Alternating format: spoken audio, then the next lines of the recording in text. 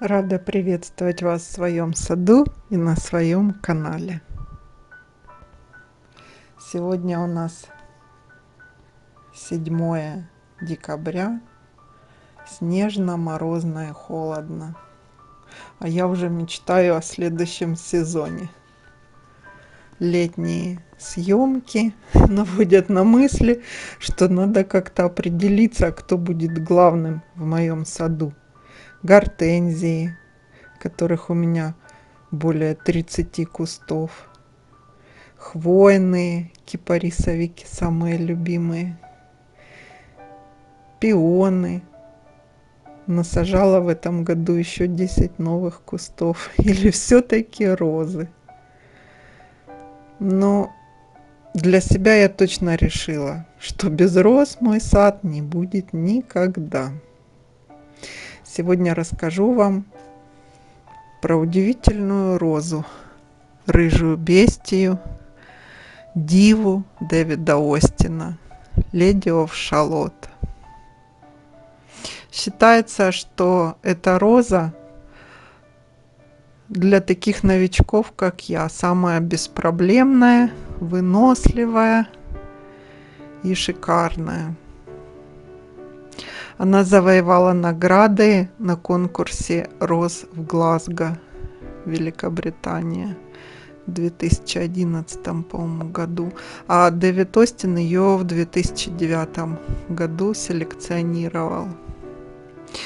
Вы, конечно, не судите строго о моей красавице, потому что на момент съемки, это сентябрь 2022 года, ей всего 6 месяцев. Представьте, 6 месяцев красотки. Маленькая леди.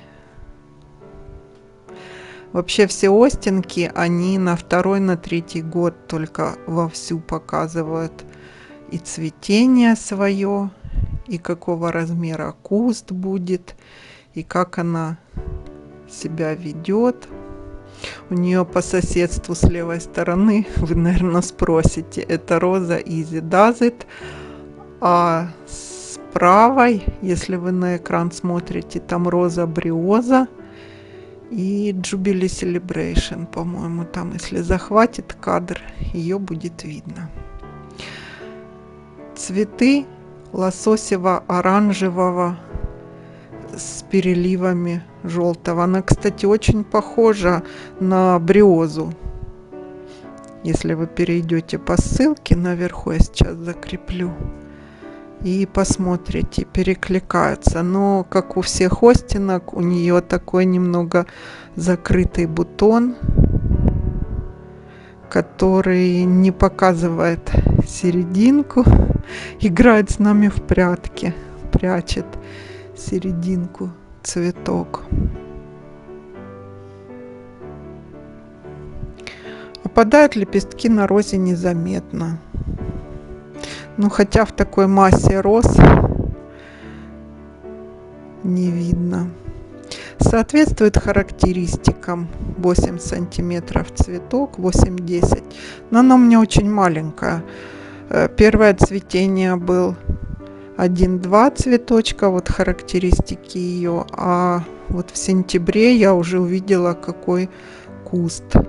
Листва зеленая, вот такой цветок. Серединки не видно. Зеленая листва, довольно такая даже интересная, плотная, не глянцевая, но здоровая, хорошая. Выпускает удочки, и ветви немного склоняются. У нее вообще тоненьких много веточек. Я ее когда под укрытие обрезала, ну я в принципе весь круг обрезала сильно. Вот это Easy Does It. А с другой стороны я перечислила розы. Вон они немножко видны. Судить пока рано, но видите, куст округлый, довольно компактный. Jubilee Celebration там красивая, но я их, к сожалению, обзор уже в следующем году сниму. В уходе совершенно не требовательно. Вон у меня проложен капельный полив. Кто это там у нас? Майя в кадр попала. Обработки, как и все розы. Ничем она у меня не болела, ни пятнистостями, ничем совершенно. Вот такой издалека, видите, удочка какая длинная. Одна, вторая, третья. Обещает куст быть очень высокий, до 1,5 метра.